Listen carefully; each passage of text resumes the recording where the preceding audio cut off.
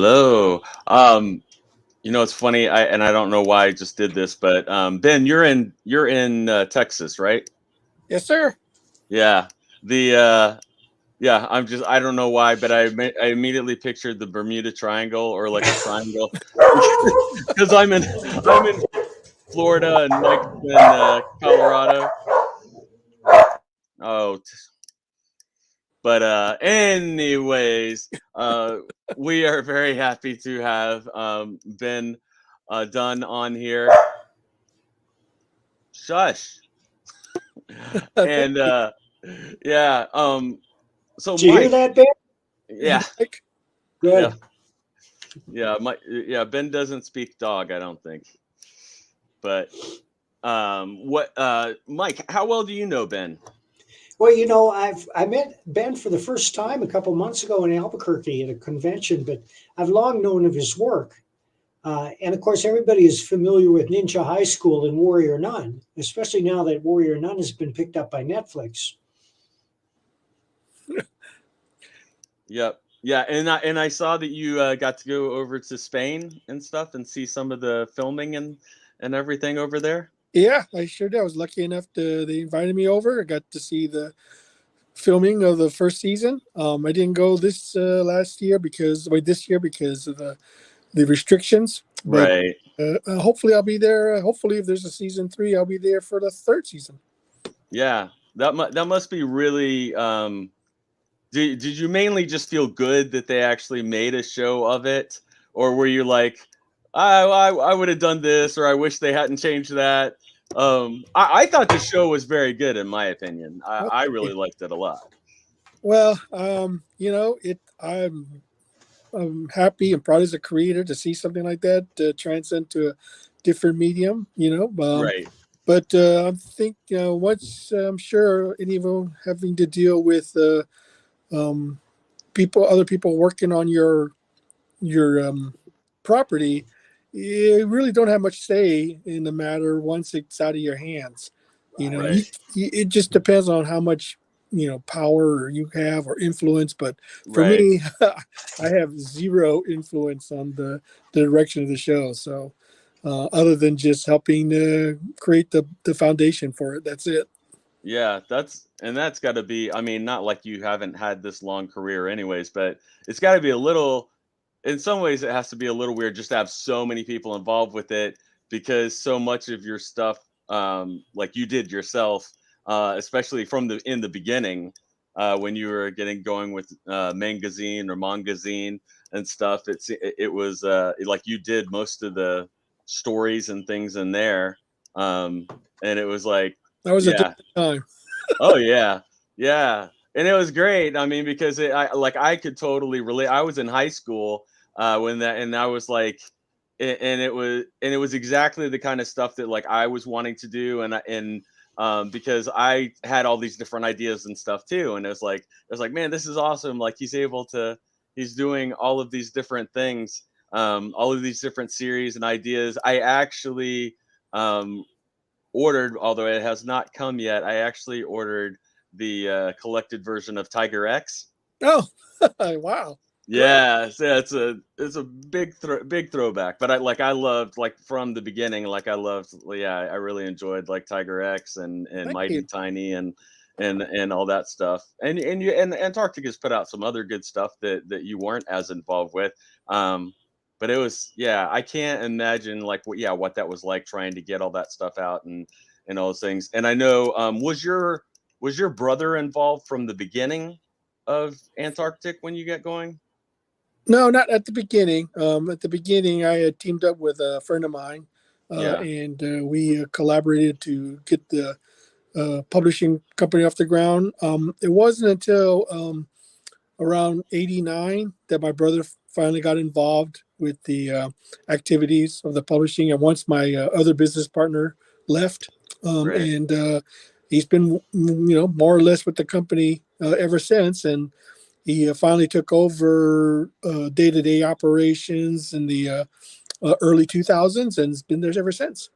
Yeah. Are you speaking of Antarctic Press? Yes.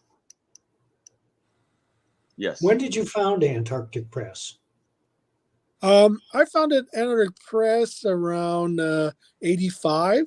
Actually, it was around 84. I actually got all the paperwork and everything started, but it wasn't until like 85 that we actually started putting comics out. Do you have like a physical headquarters in Texas? Yes, we have two offices. One is in San Antonio, which is the main branch.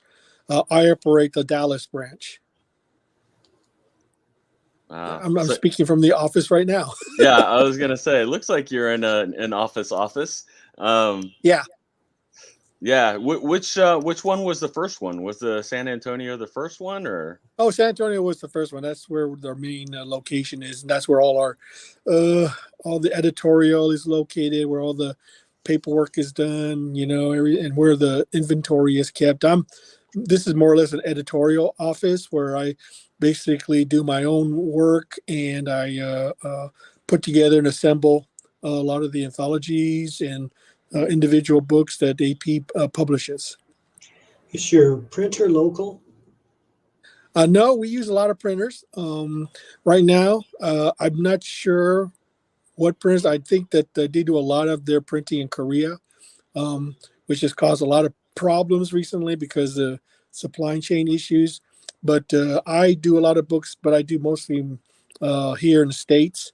So we do a lot of printing both overseas and locally. So we just go with whatever suits our needs and gives us the best deal.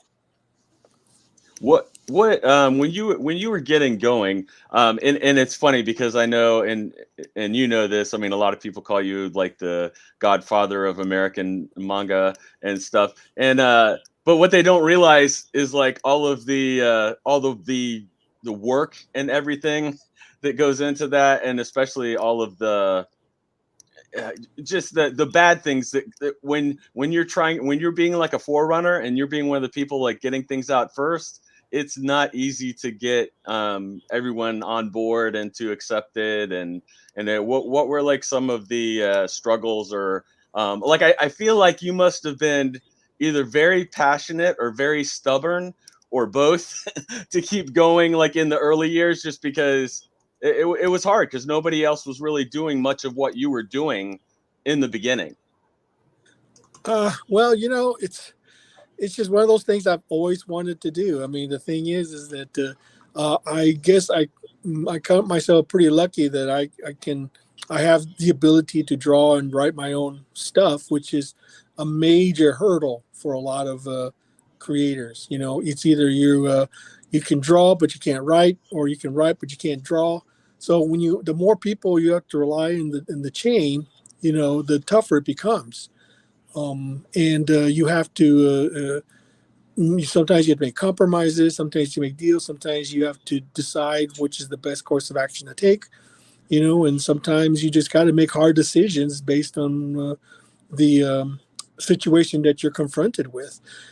Fortunately for me, for the most part, is that I'll be honest, being in business for so long, we probably encountered practically every major problem a publisher could ever encounter, and the fact of the matter is that the market is changing, people's tastes are changing, and you just have to adapt. You have to be able to move quickly in order to maintain your business. Who's your distributor? Well, right now, Diamond, as you probably know, is our main distributor. I'm not really privy to a lot of the day-to-day operations at Antarctic Press. I know that they are trying to get other distributors like Penguin Press and some of the others, but Diamond's our main thing. Of course, we've been doing a lot of stuff with crowdfunding, and we've been doing a lot of direct-to-consumer sales as well. So we are trying to expand and trying to find other ways to get our products out there, but it's getting tough. It really is. Have you guys looked at doing webtoons? Or I've done webtoons like myself. Yeah. I'm not sure if Antarctic Press has actually done any webtoons. As far as I know, they haven't. But I've actually been posting a lot of stuff, my own stuff, on the webtoons, because I mean, hey, doesn't cost anything to post, and the potential return is great. Yeah, it's a great sample. Has the success of Warrior Nun been reflected in your comic book sales and in that title in particular? Well, you would think so, but not really. The thing about it is that I actually sold the rights to Warrior Nun many years ago, so I have really no say in the matter as far as creating any new material is concerned. Right now, Avatar Press holds the comic book rights to the character, so the only thing I can pony back on is the fact that I created the character, and that's about it. So, and plus I get trips to Spain to watch the filming. So that's really the big benefit I get from it. Other than that, really, I don't get much of anything else. Yeah, well, Spain being a Catholic country, what is the reception over there to filming Warrior Nun? I have no idea. My impression is that, to them, I'm sure it's just like, oh yeah, they're filming over here. It gives us some income for the local economy. Mm-hmm. I'm not sure what the reception has been over there. My impression is that it's been very positive because the company that does a lot of the stuff for Warrior Nun is located in Spain. The production company is there, the special effects company is there.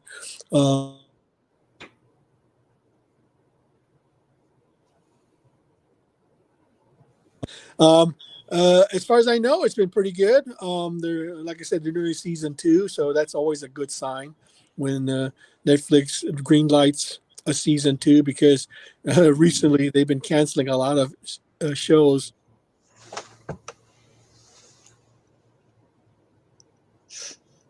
Uh-oh. Can you hear him? No. Ben, we can't hear you. Uh-oh.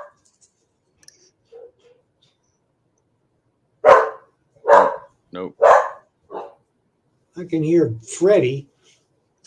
Yeah. Ben. What the hell? It's the cybernet. He's gonna probably, he's gonna log back in.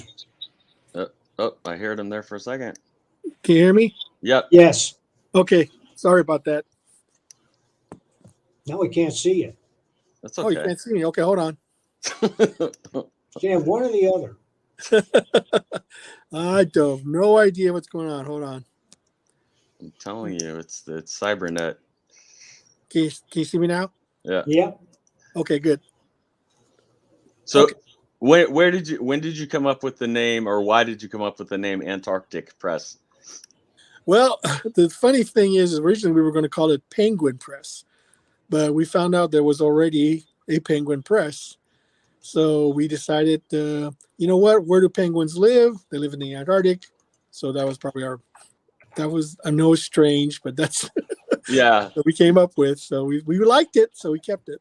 Yeah, no, I thought it was great because it's fun, and most people know that you guys were in Texas, so it was definitely a kind of a fun name. It definitely went along. It definitely goes along with your more fun stuff like Ninja High School and things like that. Yeah, thank you. Yeah. Did I know, and I have some friends who are like huge Ninja High School fans. Like when you came up with that idea of like combining all these different things and then doing it as a high school stuff, like, did it just hit you, or were you developing it? Or is it just a way to like show all of these different things you were interested in? Yeah, for the most part, I was a very big manga and anime fan already by that time. I mean, I was huge. I was part of the Cartoon Fantasy organization. I had seen manga when I went overseas to Asia and to Taiwan, and was exposed to it. And so I just watched a lot of anime, and I decided, you know what, I really want to do something, and I watched a series called Urusei Yatsura and Project Echo, and those influenced me greatly into doing Ninja High School because I just thought the premise was fun, and thought the setting was out there, and I just thought I'd just go ahead and just and have at it and see what happens. Yeah, no, I think the setting and everything was perfect, especially for the kinds of things that you were doing and wanting to do, and just doing. Even though, like, I enjoyed some of the more serious things you did, like Tiger X and stuff, it just seemed like you had so much fun doing Ninja High School that it was like contagious. Like I just, yeah, I could just see like so many people just really getting into it and enjoying it. And it seemed, and it's one of those too, even though I am kind of like a big, I really enjoy serialized stuff, but it's definitely for the most part seemed like a book that anybody could pick up any issue and kind of have fun with. It wasn't like you had this huge learning curve or whatever to get into it. Absolutely. I just thought it was just the setting. I didn't want it to limit the setting. I wanted to be able to do whatever, I wanted to do, and then if I wanted to do like a fantasy story, I could do it. If I wanted to do a superhero story, I could do it, and it seemed to fit. Yeah, I'm surprised. Has there been any like serious talk? Oh, I know. Yeah, you have or what is it? Yeah, you showed on your Instagram, I think you were showing some of the 3D models for animated. Yeah. That was just sort of like a proof of concept type thing that we decided to do, see if we could pull it off and see if it would work. I mean, sometimes you just got to go ahead and take a chance and see what happens. If you don't if you don't take the shot, you'll never know if you're going to hit a target. So you just got to try it. Yeah, and it's just so funny now because like I swear I wouldn't say 90%, but probably 75% of the manga and anime out there is like based around high schools. So it definitely, like, that's why I'm like, man, like it's one of those concepts and stuff that can definitely kind of transcend the times and can keep going, and I could see people interested. And it's also bringing in new readers. Because I doubt very much that Marvel and DC are bringing in new readers. Yeah, well, yeah, you're right about that, Mike. Yeah. But they're trying. I think they're trying to get new readers, but I think in the process of doing it, they're alienating their old readers. Well, I don't know. I mean, when I say new readers, I mean get them when they're young. Because comics, we all acquired our taste for comics when we were young. Sure. And now I think Marvel and DC, their audience is overwhelmingly middle-aged, and they're not making decisions based on entertainment. Right. Well, I mean, that's a very difficult thing to because you got to know your audience. That's the thing. Yeah. If Marvel and DC are decided that their audience is no longer important to them, they're going to abandon them, and if they're not getting any new audience based on their new creations, then what are they doing exactly? You know your audience, Mike, and I know my audience. We cater to them. We know what they like to read, and we make sure that they're entertained. But it just seems to me Marvel and DC, they have no sense of, direction. I know, I agree with you. Well, they do have a sense of direction. It's just that it has nothing to do with entertainment. They seem to hire people with an agenda who have a message to spread, and they spend too much of the comic lecturing or preaching to the reader, and that's not what entertainment is. I had a great teacher once. His name was Jerry McNeely. He said, "You make them cry a little bit, you make them laugh a little bit, you scare the hell out of them, and that's entertainment." It's a good rule to keep in mind. Sure. I mean, when you're writing something or producing something, you have a story in mind, and you're trying to reach as many people as you can to want to read it and enjoy it. Because, I mean, if you're just writing for yourself, that's one thing. But if you're trying to write it for someone who's going to pay you to read it, then that's another thing entirely. I think that for us, that's important because we rely on that in order to maintain a living, in order to continue to do what we're doing. I think for Marvel and DC, I have no idea what they're trying to do. It just seems I'm befuddled by the directions that they're taking. but people still buy it. People seem to enjoy it somewhat. And they're still the big dogs on campus. But it is interesting to note that manga has overtaken comic book audience. And for those who are interested in actual circulation figures, ICV2.com is the best site that I know of, because it lists actual circulation figures monthly. Mm-hmm. Yeah, I mean, exactly. Yeah. I mean, for a percentage of the population, we almost everybody in this country can read, and for the most part, well, there's 300 million people in the United States. I mean, the best selling comic book sells 100,000 copies. I mean, that's good. I know. That's considered good, and that's just a tiny fraction. I know. You're right. The population. That's right. It just doesn't make any sense to me. What is it that? I mean, it could be that we have a lot of choices because you have the internet, you have video games, But if you want to get people to read comics, you got to give us a reason to read comics. That's absolutely right. And Sturgeon's law is 90% of everything is crap, and certainly that applies to comics. But you just mentioned something that generally goes unspoken in why comic readership is falling, and that's the success of video games. Because the fact of the matter is that a good video game gives you more entertainment per dollar than most comics. And also, I think that we have a generation of kids who are raised on electronic entertainment, and there's a lot more immediate gratification in a video game, which doesn't necessarily spin a narrative, but gets you involved in an adventure like a sporting event that you're working at right now. So you get scores, and you try to run that score up. It's a different appeal, and it probably appeals to different parts of the brain. Well, I mean, I will agree with you somewhat on that. Video games, though, are very male-centric. I'm not sure how many females actually play video games. But if you think about it, there is still a demand for good entertainment that people want to read. I mean, manga is a good example of that. Harry Potter is another example of that. I mean, people were buying her books and reading them. So if you put out something that people want to read, okay, they will read it.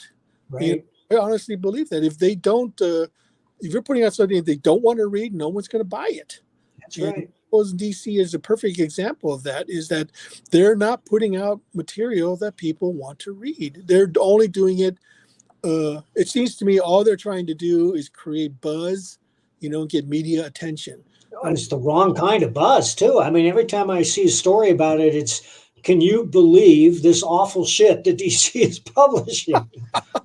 Well, I haven't read, I'll be honest with you, I haven't read a Marvel or DC comic in literally, years, and all I know is what I read as far as the next outrage that they're doing with their characters.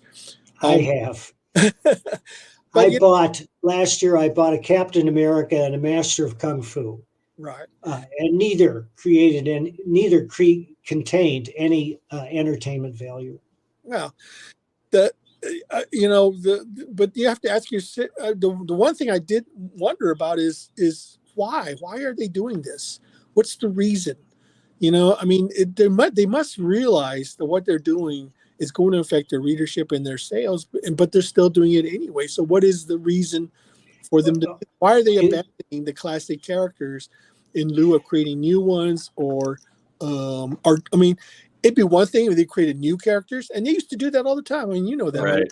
Back in the day, they would be introducing new characters all the time, in the 80s and the 90s and stuff like that. And they would try them out and see what stuck and what didn't stick, But now all they're seen to be doing, to me, is the next gender, or race swap or whatever to a classic character.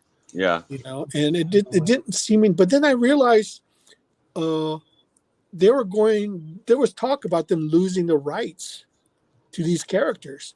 I always assumed they own the rights lock, stock, and barrel. Who's threatening them? What? Who would threaten DC, for example? Who has the power to take the rights of Superman away from them? No, nobody does, but except for the court of public opinion. People would they say, okay, you're trying to deny the creators, their due because they created the characters because you're a greedy corporation. I mean, that to them, image is everything, and if there's any chance of them going to lose, even the slightest chance of them losing the rights to the creator, they're in big trouble. Okay, they're in big trouble. So I mean, and I can see why they would want to change everything. He says, "Oh yeah, this is our wholly new separate character. Just happens to be called Superman." So and that's I think that's their plan. They have to take. I mean, if they don't lose Superman, that's fine. But why take chances? They can just if the corporation, they just have to realize that there's something to be said about them possibly losing the rights to these characters. You just don't know. You don't know how courts are going to go. Sometimes they can rule in your favor, which is fine, but other times, and what happens if they rule against them? Then they lose it. They lose everything. So it's just one of those, they're just hedging their bets for the most part. But then I think they could have done it, and they could have done it in a way that would have been acceptable for everyone. It just seems like they're just doing it for the sake of doing it, and they're not doing it very well. I wouldn't have an objection if Superman was gay, if they had a great story to go with it. They had a reason for it. It just seemed like it was arbitrary. We decided to make Superman gay today, so yeah. It just seemed like, well, what? It seemed weird to me. Yeah. Well, they totally believe in their message, and they want. That's the thing. It's almost like propaganda. But the worst thing, especially from us who are writers, is the worst things is that they don't like have nuanced characters. Like the characters are either like people that they like or people that they hate. Like there's no in between. Like I know I was kind of excited when they did when Sam the Falcon did take over to be Captain America several years ago in the comics. I was excited, especially because I thought the suit was cool and everything. And so I picked up the comic, and then like everything in it, like anyone who was religious or conservative or like whatever, like they were not just like evil, like all of it had border patrol agents in it who like worship demons and stuff. And it's like, are you kidding? Like this is what you think? Like you can't have a variety of beliefs. You have to demonize the people that you disagree with, or like whatever the thing. And it's like, and that's what I mean. In a lot of ways, I say this in praise of you and Mike. Like you have very characters who have their own characteristics and stuff, and their own beliefs or worldviews, or their own stuff. And it's like that's one of the biggest crimes to me with a lot of the stuff with Marvel and DC is so many of the characters just act the same, or they have the same beliefs or whatever. Yep, an ideological rigidity, which is one of the things that's standing in the way of entertainment, because the writer's job, number one, is to entertain. And they have a whole bunch of writers who don't understand that at all, and either don't know how to entertain or put their agenda ahead of entertainment. I mentioned Captain America because that's one of the most egregious examples of putting ideology ahead of entertainment. They hired a man with no previous fiction-telling experience. His name is Ta-Nehisi Coates, and they hired him because he wrote a book about how he was an angry black man being mistreated in America. That was a decision made totally for political reasons, and it's astonishing to me that he's been on the book for 4 or 5 years now, and now there's talk that he's been hired to write a Superman movie script. And I predict it will never get made. Well, you bring up the Falcon, and in becoming Captain America, I mean, I'm not familiar with the story. I do know that it happened in that TV series they did, but I mean, to me, it befuddles me. Why would they abandon a perfectly good character named the Falcon, who's already established? He's already right. Why didn't they just say, let's make him a better character? Let's take the Falcon who's already established and make him. People want to be the Falcon, turning him into Captain America made no sense to me because he was already had an identity of his own, Yep. established as the Falcon, and it just like, now who's going to take over the Falcon? Yeah. Okay, and who's going to take over the mantle of the Falcon?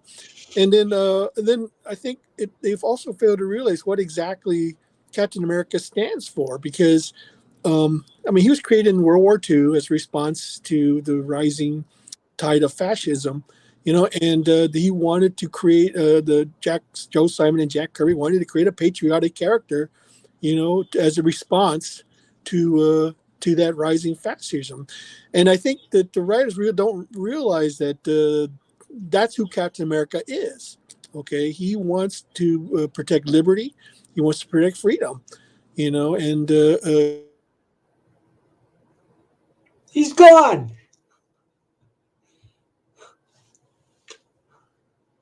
Ben.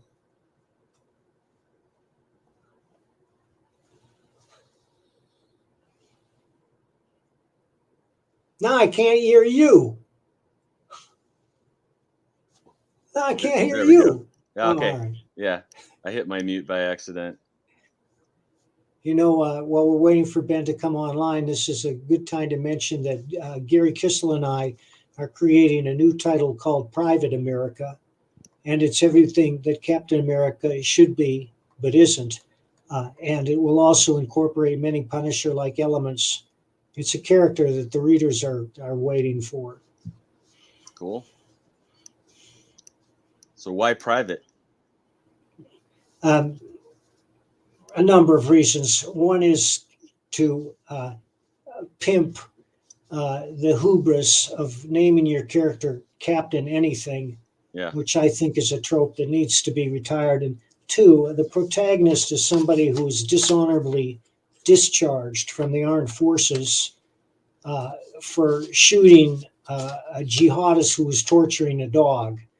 And that establishes his theme right away. So he's both humble and dedicated to the United States, and also skilled. And when we first meet him, he's where Captain America would be if he were written correctly, which is on our southern border, trying to stop the deluge of illegal aliens. Yeah. Did you see that Texas is building their own border wall now? Yes. And, God help us, our liberty and prosperity depend entirely on the states now. Yeah. Well, I wonder if Ben's going to come back. Yeah. I wonder if his stuff might have been dying. But in any case, this will be one of our shorter broadcasts, if that's the case. But hey, what the hell, Jeff? You and I can always chat. What are you working on? Oh. How's Pistol Fist going? Pistol Fist ended, although I'm still thinking about doing an Indiegogo and stuff like that to raise a little bit more and do a little more stuff because I got more people interested in more stories and different things. So, and obviously that takes more money to be able to do that. And I have some people who've been sending me some really cool variant covers, and even though our Kickstarter's over, I was like, I might need to run something else. And then honestly, it would probably be with totally different covers for the stuff, which is fine. And there's people that and I know it's a holiday time, so it's tough for a lot of people. So there's a lot of people who would like to go back and be able to get some other things that they were interested in. I should mention that Thin Blue Line is in demand, and we're only a couple $100 away from 30 thou. And if we reach 30 thou, I will dye my hair green. That is my pledge to you. And even though that it's about the police, it's going to be the most entertaining comic anybody reads all year. There's no preaching. There's no lectures. It's just pure drama with flashes of humor, because even the grimmest story must have a little humor. Hey, there he is. How many hours, Mike, will you leave your hair green? Oh, probably just long enough to photograph. Mike. Sorry about that. That's okay. That's okay. We know it's hard down there in Texas. You're right. It sure is. So Ben, what are you working on now? Right now, I'm working on getting Ninja High School back on a monthly basis. It's one of those things I've been trying to do for a while, especially with the 35th anniversary coming up next year, and working on a crossover with a couple of creators with like Tim Lim. I'm doing a crossover with his Common America character, and I'm working on just editing for the most part. I'm putting together the 4 major anthology titles for Antarctic Press. And Oh, we sent you an 8-page horror story that was in color.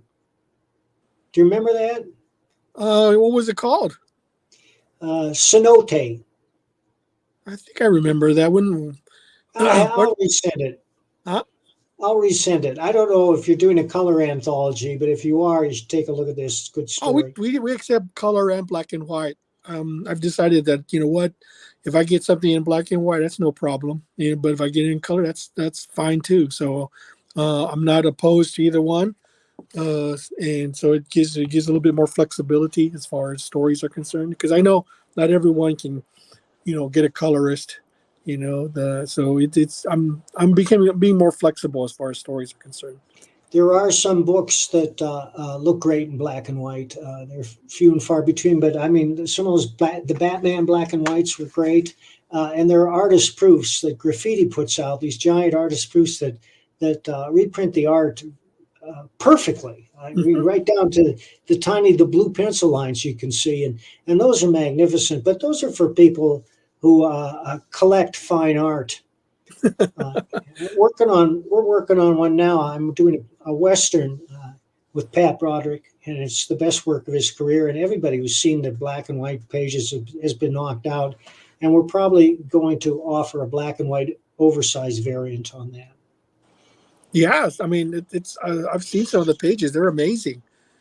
So it's just I'm really looking forward to it. But I'm going to switch over to my laptop so my phone doesn't. Groovy, baby. Get them both working at once before you switch over.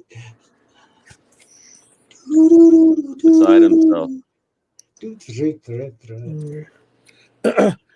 Yeah, I mean,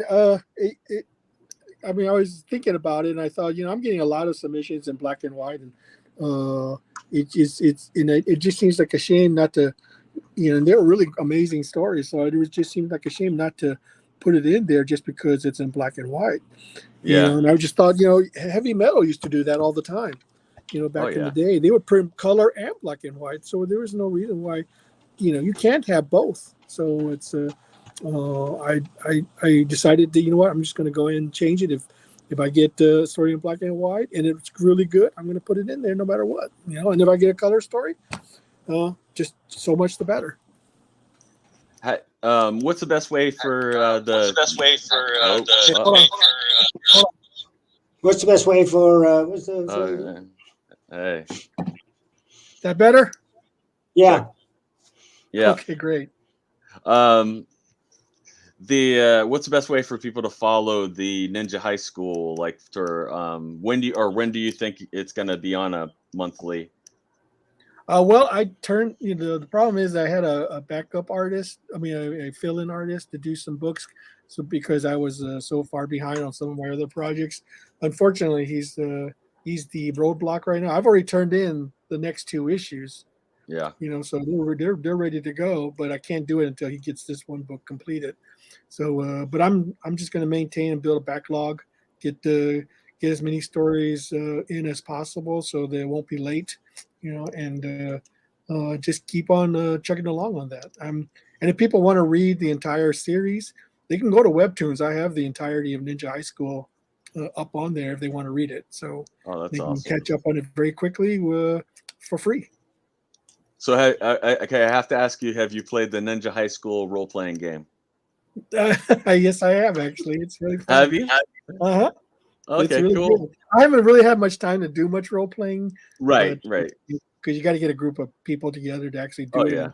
I just right now I don't have too many friends who are into role playing, so it's difficult to get together a game. Yeah. No, I've wanted to do it, and I have friends that really like it and want to do it. And I'm actually on a it's kind of more of a fun, silly like D&D podcast, but we'll also play some other different systems and different games. And we've talked about doing a Ninja High School one. Cool. Because some of the people involved are such big fans of it. But well, fantastic. What was it like? How did I did want to ask, how did the Marvel Mangaverse come about? Well, believe it or not, that was just a code submission. Back in 1999, manga was starting to gain prominence in the comic book community. It still was pretty niche, but and Joe Quesada was the editor at the time. So I decided to put together a prospectus. And I just said, you know what, I'm just going to go ahead and draw my proposal, send it in, and cross my fingers. You know, to be honest, I actually didn't think anything of it. You know, I just said, you know what, I want to do this. I'm going to take a chance. I sent it in, and this is when Marvel was still accepting submissions. Right. I'm not sure they do that anymore, but I got an email from him that says, hey, yeah, let's do this. And that's how it came about. I just took a chance and did it. You know, it was just crazy thing. You know, sometimes you just have to take that chance. You know, you just got to go in and say, you know what have you got to lose? Okay, so the thing is that I had nothing to lose. You know, I spent time to do the artwork, to do the proposal, and sent it in. All it lost me was the time to do the art and do the FedEx bill to send it in, and that was it. You know, so if nothing became of it, you know, I would say, oh well, move on. But we loved it, and they decided to go ahead with it. So that's how I got the gig. And as a artist and everything too, it gives you something different to draw and to experiment with and practice. And so well, not only that, but it also teaches you you need to take chances. Right. You know, you know, so you may not always get what you want, but if you don't take that chance, you'll never know. You know, that's the thing. You know, a lot of people they bemoan, you know, oh, you know, the system is rigged against me. I have no chance. You know, well, if you don't, you know, step up to the plate and swing, you know, the bat, you'll never know if you're going to hit that home run. Yeah, you have to put stuff, and that's what I've told so many of my, especially really talented friends. It's like you have to put your stuff out there so they can find it or see it. I mean, it does you no good to have it stuck in your head. If you have it stuck in your head, okay, no one's ever going to see it. You can have the most brilliant idea, you know, you could have the next Harry Potter, next Star Wars, you know, who knows? But if you don't put it on paper and let people see it, it doesn't do anybody any good. It's just vapor, you know. Yeah. Yep. Unfulfilled potential. Yep. And and that's what people, and I understand, you know, I understand the fear of rejection and all that stuff, but it's like, man, it's like you're never going to get an opportunity if you don't put it out there, and then you don't know what'll happen. That's actually how I got this like 4 really cool gigs from National Geographic Channel, was because it was like an audio choose your own adventure thing, and it was and I just posted like a short sample of it online. Just it was like 2 minutes long or something, and I ended up getting like 4 jobs from National Geographic because of it, because that's what they were looking for. There you go. And you never know unless you put it out there, and you never know, you know, who might see it. Well, not only that, you know, the thing is the success and failure of any project is the fact that you have to be willing to take that chance. I mean, not every project you're going to do is going to be a success, but you have to take that chance, because you never know, it could become the next big thing, you know, or it could be your one project that makes it for you. You know, it's if you don't do it, nothing will become of it. I write, when I get an idea I can't get out of my head, I write it, I put it down. And exactly, some of those ideas have been waiting in my file for years, and then an opportunity arises and suddenly they become real. And Buddy McGill is a perfect example. You know, I've been thinking about Buddy McGill for years, and I wrote the script, and I looked around, and I found an artist who was willing to draw it, and he drew it, and we presented it to Advent. And they went for it. So I'm very excited about that. Well, that's wonderful. I mean, that's exactly what I'm talking about. You know, I mean, what's that old saying? Like 91% inspiration, 99% 99% Yeah. perspiration. I mean, that's exactly it. perspiration. This is what are people Exactly. That's what it is. about? This is it, boys. Letting me go. And you know, Yeah. it's also important that, you know, especially with new creators, to temper your expectations. You know, a lot of Oh times, yeah. you know, when I'm going to conventions, I'm looking at other people's stuff. You know, they think that their work is going to be like this tremendous hit right out of the gate. You know, and Yeah. that's possible. There's no, I mean, it's, you know, a lot of things can happen, but You never know. when you're dealing, what it comes down to, when you're dealing with other people's money, okay, they're a little bit more hesitant to take chances on things that haven't been established. You know, and that's the thing about it, is that as a public, from the publisher aspect, you know, we're the ones who are putting up the money. Okay, and you're putting up the time. Okay, so we have to balance out, you know, what your time is and what we're willing to spend on your project. You know, it takes money to advertise it, it takes money to print it takes money to, you know, to solicit and all that kind of stuff. And if it's something, and of course you expect to be paid for it, you know, we don't expect you to do it for free. And Yeah. if it turns out to lose money, then we're more reluctant to accept your next project. You know, if we lost money, but sometimes, I mean, sometimes we'll lose money on a project, but we'll still do this next project because we just like the guy. You know, sometimes a creator, we just, you know, we like this creator. You know, he's always been on time. He's always done really good work, and maybe his work just hasn't caught on yet. I mean, a good example of that is Fred Perry. You know, Fred Yeah. Perry, who does Go Digger, Yeah. who's coming up to issue 300. When he first submitted, you know, I mean, he sent in something like 15 submissions, and we rejected. Wow. But finally, we were impressed by his persistence. You know, and then you know, finally, you know what? We'll give him a chance. We'll put it in the yearbook, a story of his, and we published it. And then he offered us Go Digger, and you know, and we said, okay, let's take a chance. And but the thing was, it's so terribly, when it first came out, Yeah. nobody gave a rat's rear behind on it. Yeah. And Yeah. but he kept doing it, and we kept publishing it, you know, until finally he was able to get a fan base. And now, you know, he's got a really loyal and dedicated fan following because he kept it up, you know, despite the initial um, uh, the initial low sales at the beginning. You know, sometimes if you just stick with something, eventually, if it's good, people will eventually discover it. Yeah. And sometimes it's just the wrong time. It's like not what people are looking for, or there's other stuff similar in the market or whatever. And it's like, but if you stick with it and you keep doing, and you know, I mean, his characters and stuff are in that are like so well defined, like, and they have such crazy adventures and stuff. It's, you Well, I know, mean, it, sometimes it's just, you're right. It's just, sometimes it's a matter of timing. Sometimes it's just a matter of just sticking with it. I mean, I love this story. Is every time I hear it, it just makes me feel like there is hope.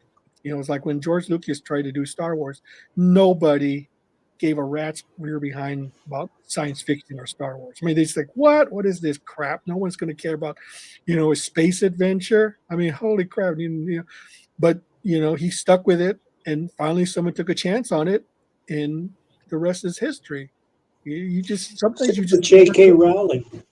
J.K. Rowling, good example. I mean, how long did it take her to get her book published? Like 20 years? She got Something like over 50 rejections before it was published. Exactly. You know, but she stuck with it. You know, she stuck with it. She kept it, and finally, she's lucky that one of the publishers had a daughter who read the manuscript, you know, and she loved it, and that's how she got her book published in the States. So it was just a happenstance. Sometimes it's luck, but in the end, the fact that she wrote a really good story that a little girl read and loved, you know, got her the acclaim that she has right now. You know, so you know, it's just, but she did it. See, that's the thing. If J.K. Rowling had given up, you know, and stopped writing, we would not be having Harry Potter today. You know, but she kept at it, and that's the thing. You have to have faith in your own creation. You have to believe in what you're doing. I always tell aspiring comic book creators that by far the best way to break into the industry is to put out your own comic, because if it looks halfway decent, an editor will read it. They won't read a script as readily. They'll look at art at the drop of a hat. But if you present the story with art, they will read it if it's halfway decent.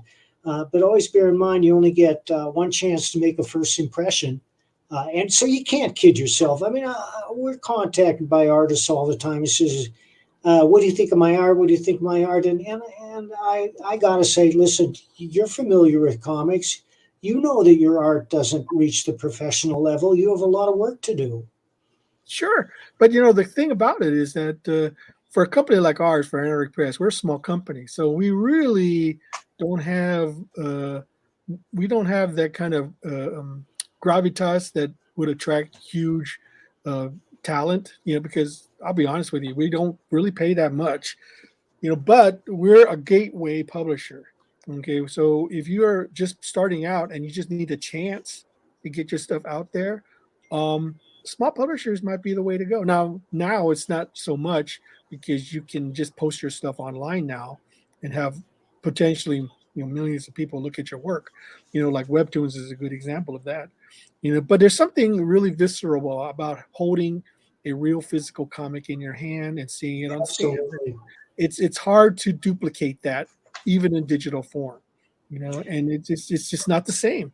It's not the same to see your stuff online as it is to see it in print on real paper, being held by somebody. You mentioned that you're doing some crowdfunding. Yes. For Antarctic titles. Mm-hmm. What campaigns Yeah, go ahead. What campaigns do you have going on right now? Well, AP doesn't have any real campaigns going on. They do a lot of Go Digger campaigns to get the original black and white series colored. So that's what they're doing right now for the most part. They are trying to branch out into more original concepts right now. I think they're doing a collection of the Motofumi's Cat Shit 1 manga into a hardback edition. And I think they also have some other stuff coming up. I'm not really in tune with what they have as far as crowdfunding is concerned. What's Gold Digger? Gold Digger is a sort of a manga that was created by Frank Perry, and it's about a family of archaeologists slash magic users who go on these wacky adventures. And she has a adopted sister who's like a were cheetah. It's focused on a called Gina Diggers, and it's basically his version of Tomb Raider, and that was the inspiration for Go Digger, and he just made it his own because he couldn't get the rights to Tomb Raider, so he decided to do his own version of it. Reminds me a little of Indiana Jones and that kind of stuff too, I guess. Yeah, I mean, he was a big fan of Indiana Jones, so that was the inspiration for him to do it. But he made it his own. He took the initial concept of what he loved and made it his own. And sometimes a lot of things happen that way. I mean, look at Star Wars. What is Star Wars? Nothing but Flash Gordon, Buck Rogers, all those old surreal science fiction. And George Lucas says, you know what? I love these as a kid. I'm going to do my own version of it, and that's how he came about. Okay, Ben, have you seen Cells at Work? The what? Anime or the manga? The manga or the anime Cells at Work? No, I have not. I swear, like I could totally. It's been a big hit. It's kind of symbolic. Like there's people in in white outfits and red outfits and stuff that are like white blood cells and red blood cells, and it's like inside. I think I saw part of the anime that. Yeah. I could totally see you doing something like that. I'm like, if there's like a modern anime or something or manga that is out there, like I could kind of see Ben doing something like this, because especially if you watch some of the stuff, the way that they exaggerate stuff and just it's a lot more fun than it is educational. But of course, a lot of people love the educational aspect. Oh, it sounds like it sounds great. Actually, But I mean, that's yeah, I the was thing is just that wondering. I could do. I mean, the beauty of Ninja High School is that we used to parody anime and manga all the Right. time. We Yeah. just made our own. So it would not be unusual for us to take the concept and decide to do our own version of it. And see what happens. Did you ever do a college thing or a middle school or elementary or anything like that was like a spinoff of? I'm pretty sure we have. It seems like you've done almost everything. So. Well, the thing about it is we used to do these anthologies there's Right. these annuals called the Ninja High School yearbooks. Yeah. And it allowed fans and readers to do their own versions of it. So Yeah. I wouldn't be surprised if there was something like that in there. Somebody. Yeah. Well, very cool. I guess we can let you go. What is there a best way or that you would like people to follow you online where Sure. you communicate more? Or I'm on DeviantArt under Dog Supreme. I post a lot of my artwork there. I have webtoons under Ninja High School, so you can check out a lot of my stuff on there as well. You can follow me on Facebook and Twitter. Yeah, I'm on Twitter. I'm on Instagram. I'm on TikTok. I'm on all the various social media sites. So I'm not hard to find if you want to get a hold of me. I do respond to creators who want to. And what's your Twitter handle? Zetra Red. Zetra Red. Yeah. There's always got to be something different. I thought I was being clever, but it's like Ben gets bored easily. I think. No, I still have an AOL account for my email. Wow. People say AOL, what's that? Yep. Yeah, I still have it. Yep. Well, thank you for joining us, Ben. Thank you so much for inviting me, guys. You guys are amazing. Yeah, you're amazing, man. Yeah. Mike is semi-amazing sometimes. Oh, what do you mean? I followed him since his first Badger comic came out many years ago. I bought it off the stands. I loved it. Oh, yeah. God bless you, sir. Yeah. That's how I discovered him. Yeah. Yep. Very cool. Well, yeah, we'll let you get back to the what is the temperature in Texas right now? Do you know? Right now it's raining and it's about 70, 72 degrees. Man, what's the temperature where you are, Mike? 15. A little chilly. Yeah. But we're supposed to get a cold front sometime this weekend. So yeah, the 50s. Yeah. I wish for you. Well, Texas, we can't handle that kind of cold, Yeah. Mike is having Antarctic weather.